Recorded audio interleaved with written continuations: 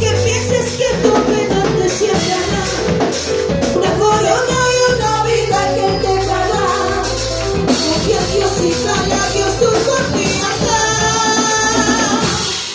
No te rindas, porque al final de la batalla tú tendrás una corona y una vida que heredar. Confiando, caminando, no te rindas. No te rindas, porque al final de la batalla tú tendrás una corona y una vida que heredar. Caminando, confiando, no te rindas.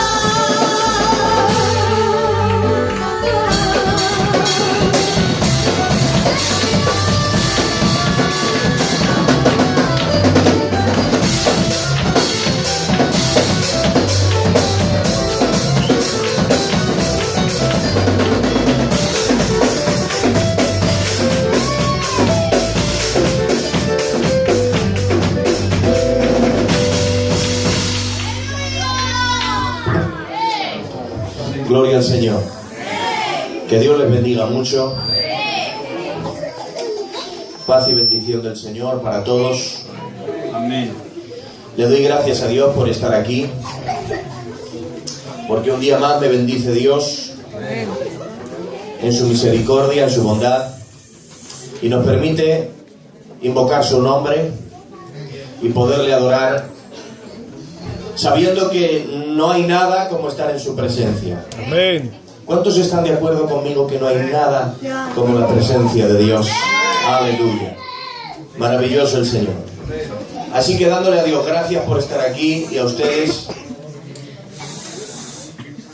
No fue imposible la anterior vez, me quedé muy cargado de verdad, surgieron una serie de cosas que me hicieron imposible estar aquí. Pero creemos que este es el día de Dios, para estar juntos y pidiendo a Dios que Él nos hable por su palabra. Así que vamos a la Biblia, en Romanos capítulo 6, versículo 11. Romanos capítulo 6, versículo 11. Dice la Biblia: así también vosotros, consideraos muertos al pecado, quédate con esta palabra, pero vivos para Dios en Cristo Jesús, Señor nuestro. Así también vosotros consideraos muertos al pecado, pero vivos para Dios. Levanta tu mano al cielo conmigo y repite conmigo: vivos para Dios. Aleluya. Y ahora vamos a Eclesiastés. Libro de Eclesiastés, capítulo 9, versículo 4. Y dice: aún hay esperanza para todo aquel que está entre los vivos. Amén. Y dice una comparación, y dice Salomón: porque mejor es perro vivo que león muerto. No hace falta examinar muy a fondo para ver qué palabra es la que se repite. Pablo dice: vivos para Dios. Santo. Salomón dice: mejor es perro vivo que león muerto. ¿Por qué pone esta comparación el sabio Salomón? Porque si le ponemos en comparación, en nada se pueden comparar el potencial y la fuerza de un león con la de un perro. Si un perro tiene buenos colmillos, no son comparables con los del león. Si un perro tiene fuerza, infinitamente más tiene el león. Pero si hay que elegir entre un león muerto y un perro vivo, si hay que elegir entre potencial sin vida o menor potencial pero con vida, Santo. Salomón dice: prefiero un potencial más pequeño pero con vida. ¡Gloria! ¿Cuál es la diferencia? El león muerto es un potencial superior sin vida. Aleluya. El perro vivo es un potencial inferior pero puesto en acción. Aleluya. El león muerto es un peligro pasado. El león muerto es un peligro en el pasado. Es algo que daba miedo. Daba miedo cuando estaba vivo. Si al entrar a cualquier lugar ves un león echado en la puerta, palabra que te lo piensas 2 veces. Pero si acercándote te das cuenta que está muerto, te dejará de dar miedo. Sí, Señor. Porque un león muerto es un peligro en el pasado, pero si ves un pitbull vivo, dará más miedo Aleluya. que el león muerto. Es decir, cuando hay que elegir entre potencial o vida, aleluya. Salomón dice, aunque menos vida, aunque menos potencial, pero con vida de Dios. Aleluya. Hermanos, no sé cuál es tu potencial. No sé cuál es el potencial de cada uno. Según la Biblia, hemos recibido cada uno diferentes dones, Amén. diferentes talentos, diferente potencial. No sé si podrás compararte en tu mente si te ves con mucho potencial o con menos. La Biblia dice, teniendo diferentes dones, úsese conforme a la medida de fe. Aleluya. No todos tenemos el mismo potencial. No todos tenemos los mismos ministerios. Unos más públicos, otros más anónimos. Unos más poderosos, más explosivos. Otros son más modestos. Pero cada uno útiles en su lugar. ¡Santo! Unos son de una forma, otros son de otra. Unos son dones de autoridad, otros son dones de servicio en su lugar. Pero mira, con un don o con otro, con un potencial o con otro, pero que haya vida de Dios. Eso es lo que importa. No te vengo a preguntar qué talento tienes, qué potencial tienes. Te vengo a preguntar qué tal la vida de Dios en tu corazón. ¿Qué tal la vida de Dios en tu casa? Te digo algo, hace tiempo que entendí que mi mayor misión en la vida no es descubrir mi potencial ni llevar al máximo mi potencial. Mi mayor prioridad es que la vida de Dios esté corriendo en mi corazón. Que la vida de Dios esté presente en lo que hablo. Que la vida de Dios esté en mi casa. Que la vida de Dios esté en mi matrimonio. No en vano el Señor dijo, el que cree en mí, de su interior correrán ríos de agua viva. ¿Cuántos están vivos en el Señor? Levanta tu mano al cielo y gritan fuerte, gloria a Dios. ¡Gloria a Dios! ¡Qué bien! ¡Aleluya! Que haya vida de Dios. Quisiera ser claro, conciso e indirecto. Esta es la palabra de hoy. El mensaje que Dios ha puesto en mi corazón. No sé si te gustará, si como mensaje es mejor o peor, eso no lo sé, pero sí sé que lo ha puesto Dios en mi corazón. Son 3 palabras, vida de Dios. ¡Aleluya!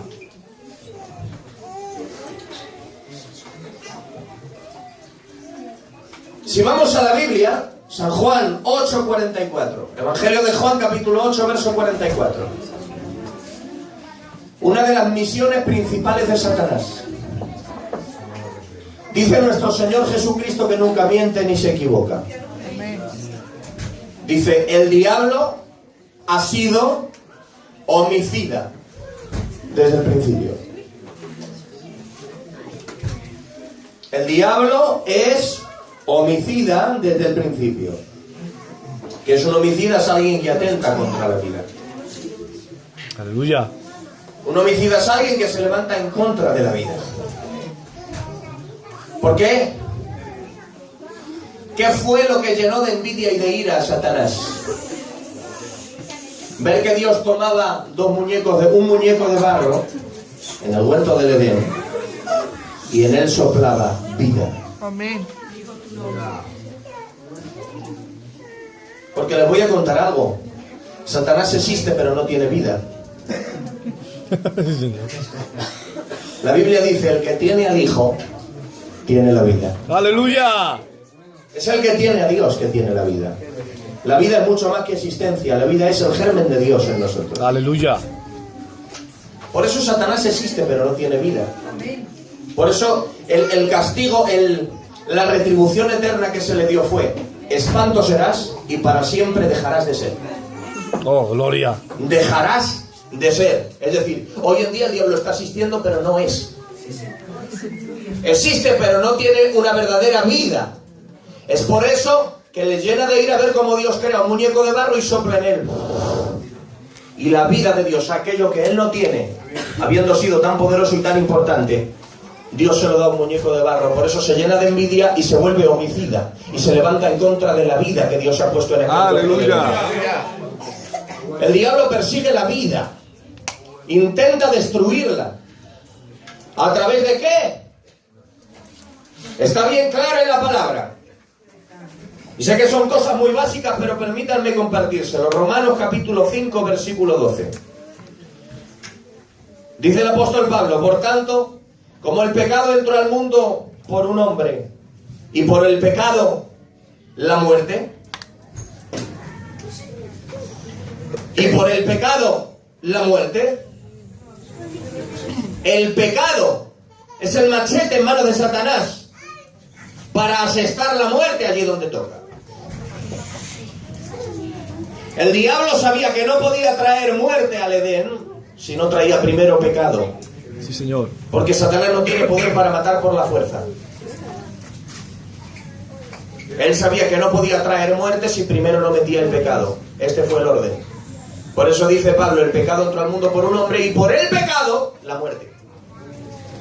Es decir, a través del pecado Satanás ha intentado desde el principio sembrar la muerte y acabar con la vida. Pero si vemos una característica principal, denme unos minutos, de un homicida,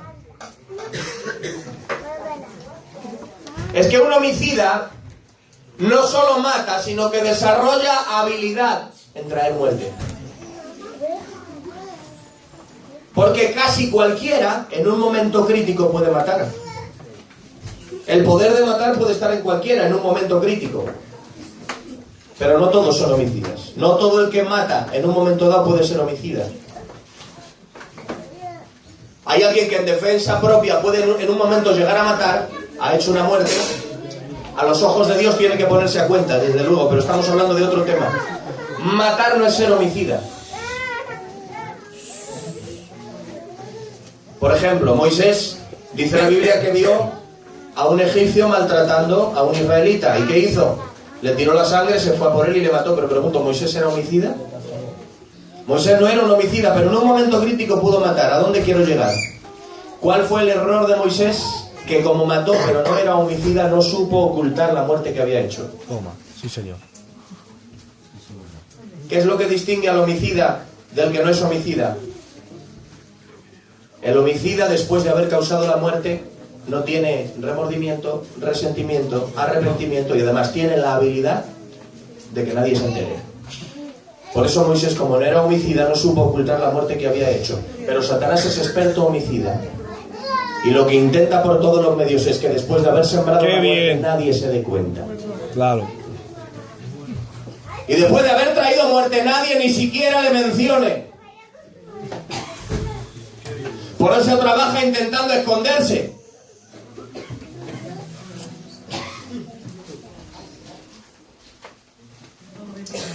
Pero ¿cuál es el lugar donde oculta Satanás la muerte que trae?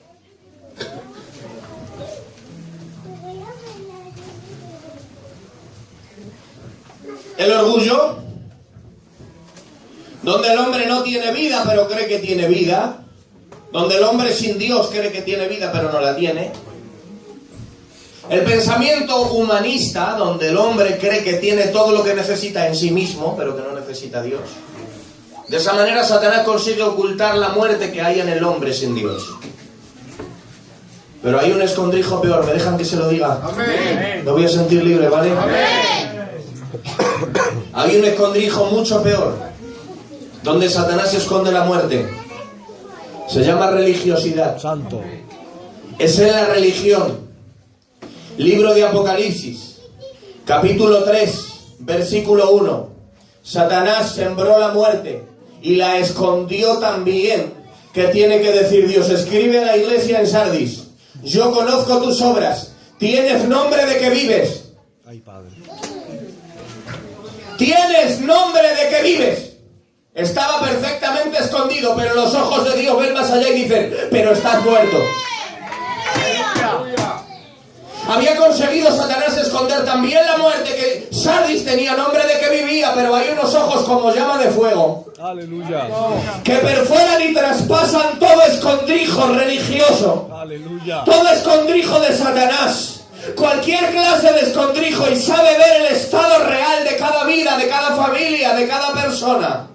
Es por eso que con el amor que a él le caracteriza, pero también tajante como a él le caracteriza, dice Sardis: si quieres ver solución, tengo que decirte algo primero.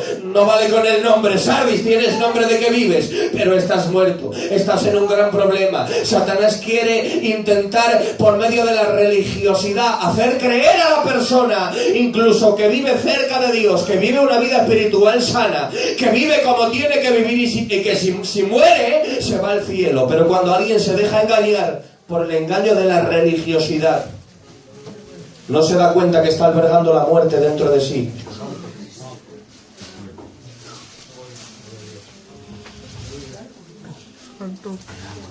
Ese es el problema de la religiosidad. Belleza por fuera, muerte por dentro. Amén.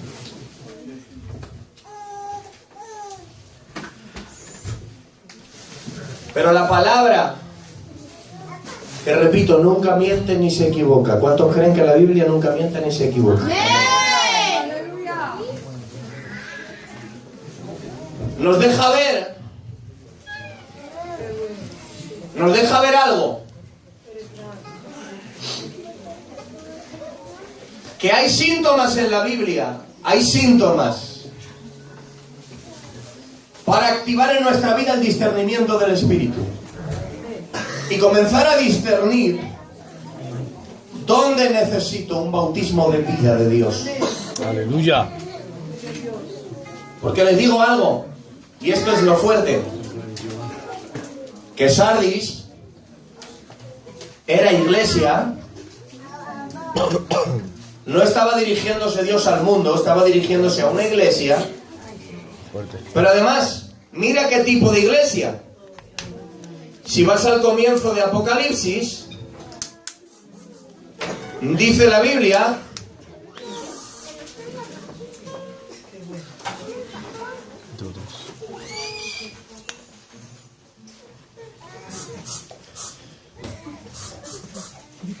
dice la palabra del Señor, Juan, a las 7 iglesias, escucha esto, a las 7 iglesias que están en Asia, gracia y paz a vosotros, y dice al que nos amó, al que nos lavó, y nos hizo reyes y sacerdotes para Dios su Padre. Y se incluye Juan, al que nos amó, nos lavó, nos hizo reyes y nos hizo sacerdotes. Y ahí, en esa dignidad, incluye a las 7 iglesias que están en Asia. ¿Dónde se fue Juan? A una iglesia apóstata, falsa, ¿no? Era una de las 7 iglesias que estaban en Asia, a las que Juan escribía como siervo de Dios con una responsabilidad sobre ella. Déjenme que diga algo. Cuando Jesús aparece en esa visión gloriosa, ¿cuántos pueden imaginar conmigo esa visión de tanta gloria? Cuando a Juan se le aparece el Maestro, su cabeza y su cabello blanco como blanca lana, sus ojos como llama de fuego, su voz como estruendo de muchas aguas. Estaba vestido de una ropa blanca hasta los pies, ceñido por el pecho con un cinto de oro. De su boca salía una espada aguda. Su rostro era como el sol cuando resplandece en su fuerza. Y dice la Biblia, estaba en medio de 7 candeleros de oro y tenía en la mano 7 estrellas. Uno de esos candeleros que estaban alrededor de él era Sardis. Y una de las estrellas que tenía en su mano era el pastor de Sardis. No era una iglesia ajena a Dios. No era católica, mormona ni testigo de Jehová. Era iglesia de Jesucristo. ¡Aleluya! Pero ha llegado a un estado tan penoso que el propio Señor le tiene que decir, Sardis, tienes nombre de que vive, pero está muerto. Ha dejado de fluir en la vida de Dios. Tiene identidad en Cristo. Hubo un día en el que nació de nuevo. Fue lavada, fue purificada, fue restaurada, fue usada por Dios, pero se ha corrompido tanto que le tiene que decir Dios, tienes nombre de que vives, Sardis, y la realidad es que estás muerto. Aleluya. Pero yo digo que mientras Dios revela un estado crítico, es porque por muy crítico que sea, tiene solución. Mientras el Espíritu Santo deja ver un problema, es porque hay solución. Mientras el Espíritu Santo convence, es porque hay solución y esperanza de cambio. Porque el Espíritu Santo no tiene ministerio acusador. Ese ministerio ya está ocupado. El que acusa es Satanás. El Espíritu Santo nunca acusa a nadie. Cuando el Espíritu Santo descubre algo, es para traer solución, es para traer vida, es para traer sanidad. es para traer restauración. Y esta es la evidencia de que Sardis era una iglesia de Dios. A pesar del estado tan penoso en el que había entrado, Dios le dice, sigue habiendo solución para ti, puedes levantarte de nuevo y puedes tener vida de nuevo. ¡Aleluya!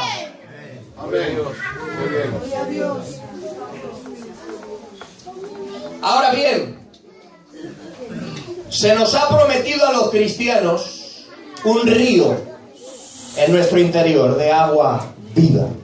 ¿Cuántos conocen ese río? ¿Cuántos han ¡Aleluya! Pero también yo quiero reconocer desde este lugar que a mí me ha pasado, yo lo he vivido, que no en todas las áreas de mi vida, no en todos los tiempos de mi vida, he sentido fluir igual ese río.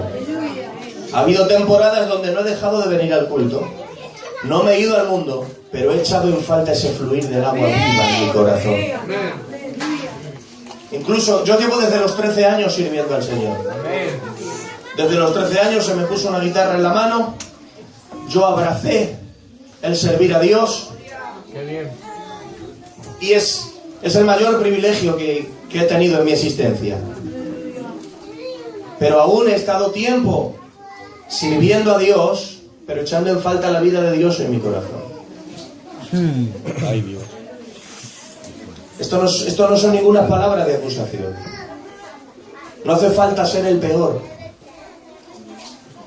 No hace falta ser el peor para tener etapas donde uno echa en falta el fluir de Dios. Amén, aleluya. Pero si abrimos los ojos del Espíritu, se nos dejará ver síntomas. ¿Cuándo empieza a haber síntomas de que la vida de Dios está disminuyendo? Primero, uno de los principales, y quiero que suene ese piano, por favor. Cuando deja de fluir la vida de Dios, en su lugar empieza a abrirse paso la ingratitud. Cuando deja de fluir la vida de Dios, empezamos a ser menos agradecidos con lo que recibimos cada día de parte de Dios. ¿Quieres ver si alguien tiene vida de Dios? Mira en qué medida es agradecido con Dios. Nos acostumbramos a las bendiciones y dejamos de valorarlas. Nos acostumbramos a las bendiciones y dejamos de apreciarlas y de dar gracias por ello. Uno de los primeros síntomas de una persona llena del Espíritu es que es agradecido y agradecido. ¡Aleluya! Amén. Pero ¿qué ocurre cuando deja de fluir la vida de Dios? Empieza a mirar las cosas con los ojos carnales. Y empieza a pensar más en lo que no tengo que en lo que tengo. Sí, Señor. Empieza a pensar más en lo que no alcancé, en lo que no he alcanzado todavía, que en aquello que ya sí he alcanzado. Aleluya. Empiezo a centrarme en aquello que ese sí tiene. Y me olvido que Dios como Padre tiene algo preparado para mí. Y dejamos de ser agradecidos. Y dejamos de ver las bendiciones más grandes que hemos recibido, que sabe dónde están, hombre y mujer de Dios, en el día a día. Ahí están las mayores bendiciones que hemos recibido. Sí, Señor, amén. Porque te pregunto, quiero hacerte una pregunta y no quisiera tardar mucho, pero quiero compartirte todo lo que Dios ha puesto en mi aleluya. corazón. Amén. Voy a hacerte una pregunta. ¿Alguien te da pena porque no tenga una mansión, porque no tenga millones, porque no tenga un Ferrari? ¿Verdad? Nunca decimos, pobrecito, no tiene una mansioncica, no tiene 70 millones de euros, pobrecito, no tiene un Ferrari. No, pero ¿cuándo te da pena a alguien? Cuando ves que carece de lo más esencial. Claro. Cuando ves que carece de lo más esencial, de un techo, de una familia, de una casa, del pan de cada día. Ahí entonces te da pena, pero entonces, ¿por qué no entendemos que las mayores bendiciones están cuando tenemos lo más esencial? Qué bien. Porque si creemos que la mayor desgracia está en carecer de lo más esencial, ¿por qué no entendemos que la mayor bendición está en lo más esencial que Dios nos ha dado cada día? ¿De qué te serviría tener todo lo que sueñas, tener todo lo que aquel millonario tiene, si no tuvieras al lado a tu compañera, a tu compañero, a tus hijos, a tu familia? si no tuvieras lo que Dios te ha dado. Pero ¿qué ocurre? ¿Qué ocurre? Que cuando la vida de Dios deja de fluir, perdemos el deseo de ser agradecidos. Perdemos el deseo de ser agradecidos y nos olvidamos que fuimos pecadores que vinieron a los pies de la cruz y recibieron una vida nueva. ¿Cuál era el problema de aquel Simón el fariseo? Que había perdido el sentido del agradecimiento y recibía a Jesús con toda la pompa y decía: mira qué buena mesa te preparo, Jesús. Pero había una mujer que sabía que se le habían perdonado muchos pecados y no vino con pompa, no vino con importancia, vino arrastrándose por el suelo y vino dándole gracias al maestro. Y cuando el importante critica a la agradecida, Jesús le dice: oye Simón, que todo lo que tú no me agradeces, esta me lo está agradeciendo. Quiero decirte que este asalto contra ella lo ha perdido, lo ha ganado el agradecido. ¿Por qué? Porque sabe que se le ha perdonado muchos pecados. Iglesia de Dios, si queremos que la vida de Dios fluya, es hora de volver a ser agradecido con Dios y levantarte cada día y decir: Dios mío, gracias por mi casa, gracias por mi techo, gracias por mi familia, Señor. ¡Oh, gloria! ¡Santo! ¡Aleluya!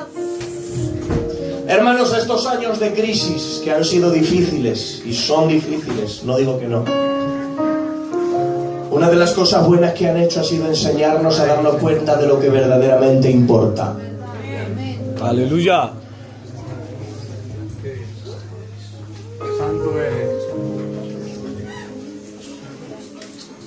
Pero hemos llegado a temporada donde pasan tantas bendiciones diarias por nuestra mano que ya no las valoramos. Otro síntoma de que ha dejado de fluir la vida de Dios se llama egoísmo. Se pierde la capacidad de pensar en los demás y se pierde el deseo de ayudar. ¿A quién le había pasado esto? A Jonás, el profeta de Dios. Había abrazado tanto el egoísmo que se gozaba por poder sentarse a la sombra de una calabacera, pero no se gozaba en la salvación de 120.000 personas.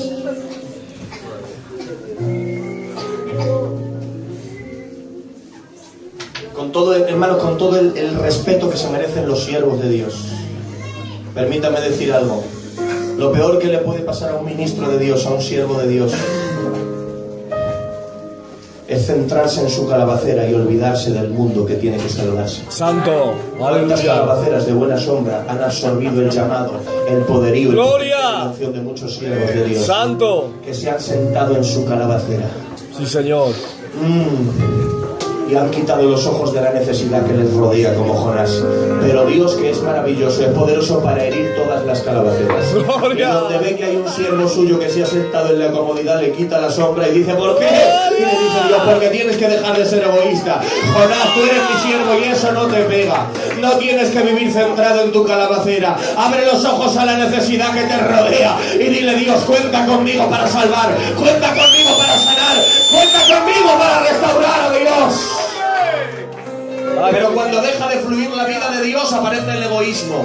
Se pierde la capacidad de pensar en los demás y se pierde el deseo de ayudar. Pero la Biblia dice: haya en vosotros este sentir que hubo en Cristo Jesús. ¡Aleluya! El cual, siendo en forma de Dios, no estimó ser igual a Dios como cosa que aferrarse, sino que se despojó a sí mismo, humillándose a sí mismo. Nadie le humilló, Él se humilló a sí mismo y tomó forma de siervo, y estando en condición de hombre se humilló, haciéndose obediente hasta la muerte, y muerte de cruz. No se hizo un hombre cualquiera, se hizo un hombre maldito, se hizo el hombre más desamparado por el Padre en la cruz del Calvario, se hizo un hombre maltratado. Dice el Salmo 22: yo soy gusano y no hombre, oprobio de los hombres y escarnio del pueblo. Si Él hizo eso, hermano, dice la palabra: haya en vosotros este sentir, haya en vosotros este sentir. Ningún sacrificio que yo haga será demasiado si miro a aquel que lo dio todo. ¡Aleluya! Pero cuando deja de fluir la vida de Dios, ¿qué ocurre? Se pierde la gratitud, el deseo de agradecer, y se pierde la capacidad de pensar en los demás. ¡Ay, Padre! Cuanto menos vida de Dios hay, más se piensa en uno mismo. Y hay una tercera, y con esto termino. El tercero y uno de los peores síntomas de que falta vida de Dios es el ritualismo. Se llama ritualismo. Se pierde el deseo personal de Dios y se limita a Dios a un lugar, a un acto o a una actividad. Sí, Señor. Eso es lo que hace el espíritu ritualista. Hace perder el deseo personal de Dios y hace limitar a Dios como si Dios solo estuviese en un lugar, como si Dios fuese un lugar, como si Dios fuese un culto. Sí, Señor. Dice la Biblia que el pueblo había pecado tanto que Dios tuvo que quitar su amparo de ellos y los filisteos comenzaron a derrotar a Israel. ¿Quién eran los responsables? Dos de los más responsables que había de esa derrota eran Omni y Finés, hijos de Elí. Por su culpa habían quebrantado el llamado de Dios sobre su casa y había derrota. Claro. Había derrota sobre Israel. Pero observa qué ritualistas se habían vuelto. Por tanto pecado que habían acumulado, la derrota había venido al pueblo. Pero dice la Biblia que Omni y Finés dijeron: vamos a traer el arca para tener victoria. En vez de arrodillarse, arrepentirse y decir: Señor, ¿qué es lo que hemos hecho? ¿Por qué está viniendo la derrota? Como hizo Josué. Dios mío, ¿por qué? ¿Por qué? ¿Por qué? Revélame cuál es el mal que hemos hecho para esta derrota. En vez de hacer eso, Omni y Finés traen el arca, como si trayendo un mueble llamado arca, ya están arreglando todo. Como si viniendo el arca ya viene Dios. Como que trayendo el arca ya está todo arreglado. Pues dice la Biblia que trajeron el arca y volvieron a ser derrotados. ¿Por qué? Porque Dios no era el arca, era el arca de Dios, pero no estaba el Dios del arca. Hay gente que todo la arregla con venir al arca, pero no se acercan al Dios del arca. Ese es el problema, que creen que con el arca está todo solucionado. ¡Oh, aleluya! Pero el ritualismo limita a Dios a un lugar, pero cuando viene la vida de Dios, nadie limita a Dios a un lugar, sino como dijo Jesús: mujer samaritana, créeme que ni en el monte, ni en el templo, ni en el monte, ni en el templo. No se trata de un lugar. A Dios se le adora en espíritu y en verdad.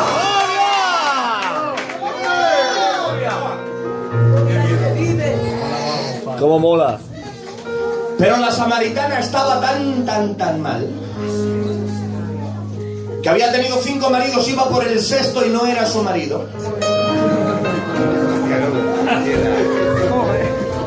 Y estando tan mal como estaba, le cambia a Jesús de tema y se pone a discutir que dónde hay que adorar. Un deber.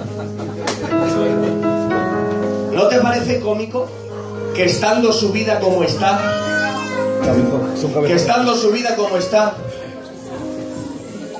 se ponga a discutir que si hay que adorar en un sitio y que hay que adorar en otro? Pero a Jesús no le consigue desviar del tema. Jesús le dice: ve, llama a tu marido. No tengo. Claro que no tienes, porque 5 has tenido y el que tiene no es tu marido. Y ahora dice: me parece que eres profeta. Y mira cómo le cambia de tema. Unos dicen que en el templo y otros dicen que en el monte, intentando cambiarle de tema para no hablar de los rincones personales de su vida que había que cambiar y que había que limpiar. Oh, ¿los has visto alguna vez? Hermanos, yo por mi tierra los he visto. Gente que sus vidas están hechas una pena, tienen 50.000 cosas que limpiar y cambiar, están atados a un montón de ataduras y se paran a discutir que si esto de la Biblia quiere decir aquí, que si esto de la Biblia quiere decir allá, que si han predicado bien o si han predicado mal, que si el pastor que está es bueno o si el pastor que está es malo, discutiendo de asuntos evangélicos, discutiendo de asuntos doctrinales y de asuntos religiosos, cuando la realidad es que lo que tienen que hacer es ponerse a cuentas con Dios ya mismo, urgentemente.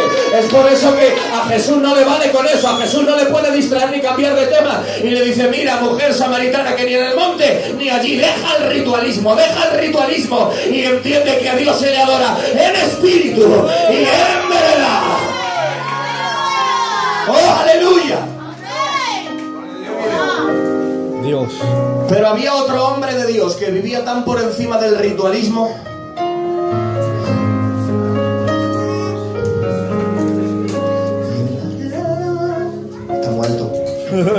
he dejado mi barca. ¿Cuántos se lo saben? Junto a ti buscaré otros más. Jesús me ha mirado a los ojos. Jesús me has mirado a los ojos. Díselo a él. Sonriendo.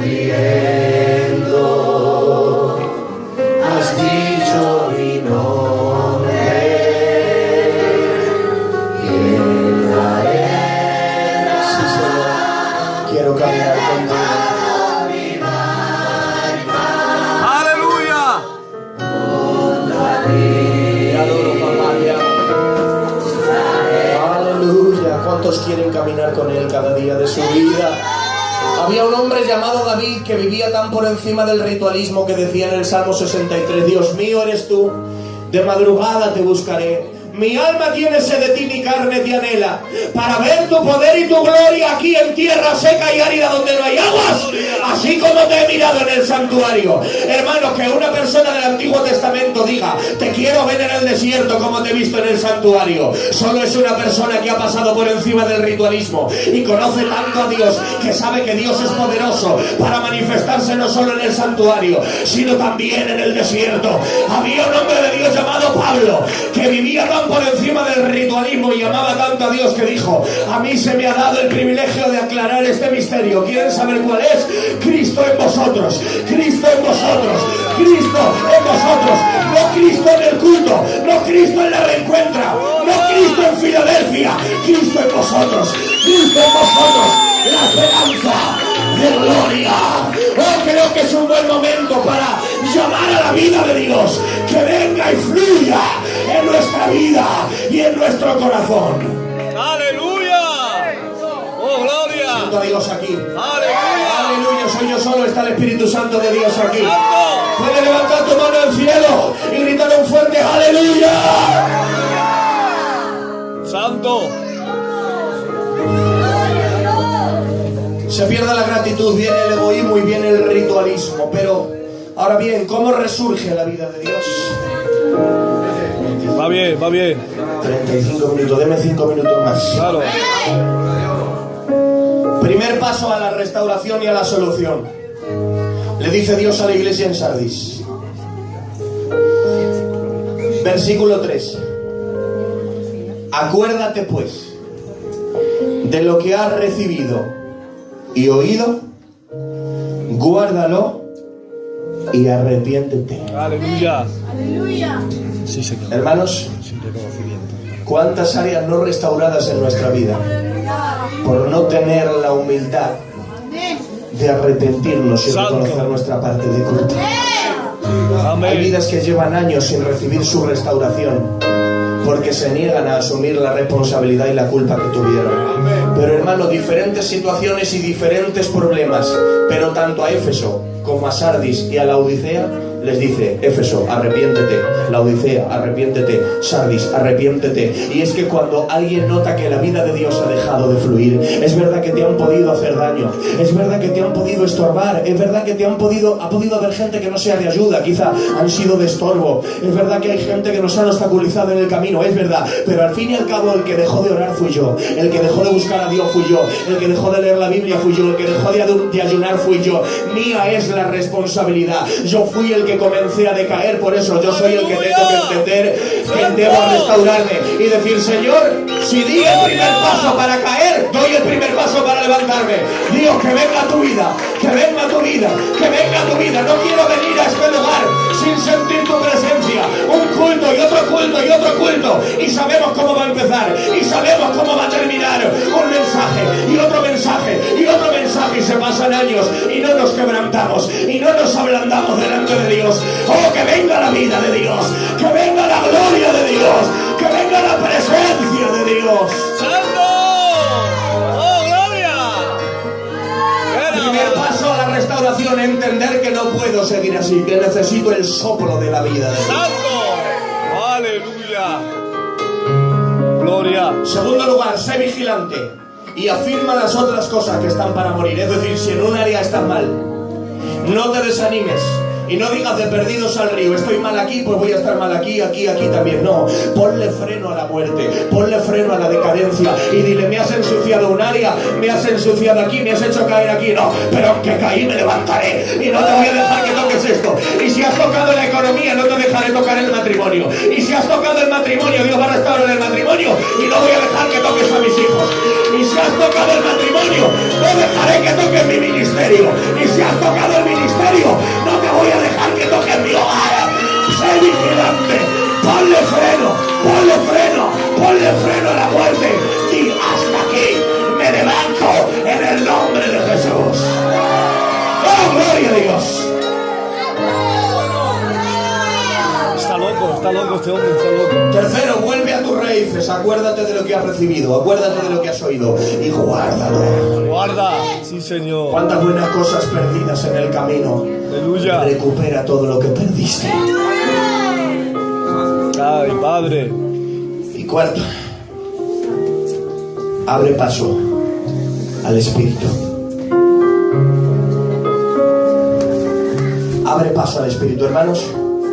Este es el último punto del mensaje, pero quisiera adorar a Dios unos minutos. Claro. Y si Dios ha querido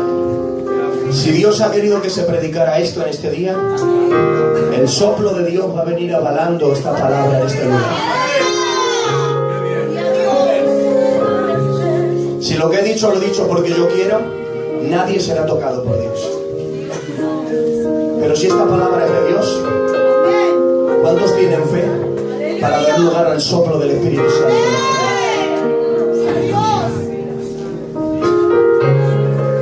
No os embriaguéis con vino, en lo cual hay disolución. Antes bien, sed llenos. Oh, aleluya.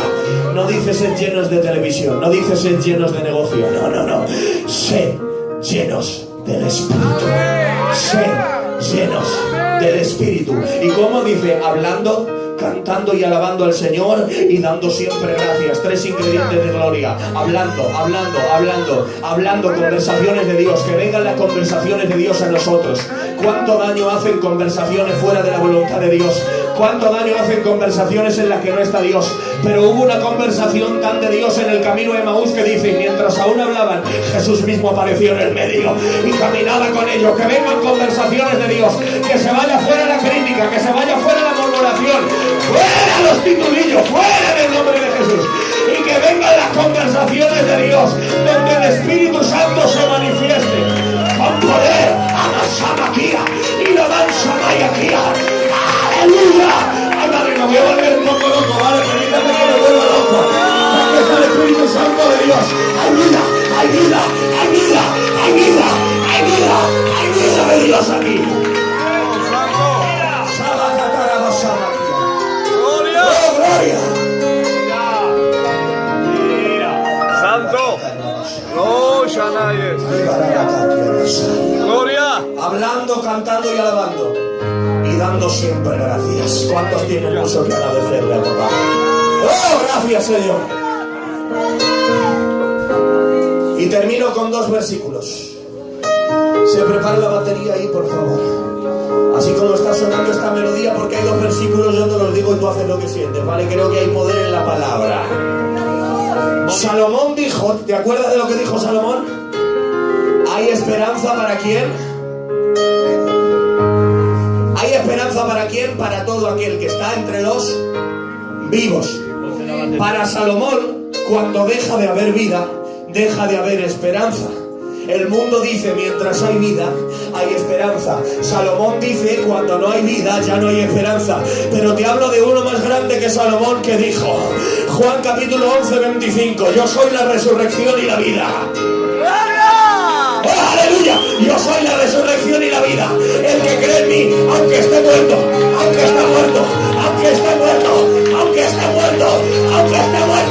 vivirá. ¡Oh, gloria! ¿Cuánto quiere la vida de Dios? Ponte de pie. Aleluya, póngase en pie la iglesia. Vida de Dios. Y si sientes, darle un aplauso. En medio de este aplauso, viene como viento recio. Empoderada Samaquía. Viene la vida de Dios, aplaude. Aplaude. Al que vive y reina. Al que viene otra vez. Al que resucitó de entre los muertos. Aleluya, la vida.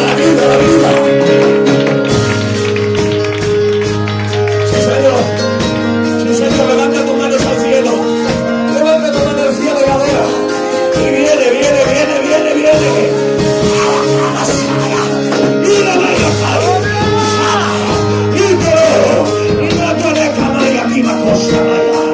El Espíritu de Dios y sopla sobre tu pueblo, sopla de los 4 vientos, en el nombre de Jesús de Nazaret. ¡Santo! ¡Celebra, Marco! Sienten a Dios. Tu mano levantada al cielo, no te distraigas. Serema, No vayas a ningún lugar, adora. Hay vida, hay vida, hay vida, hay vida.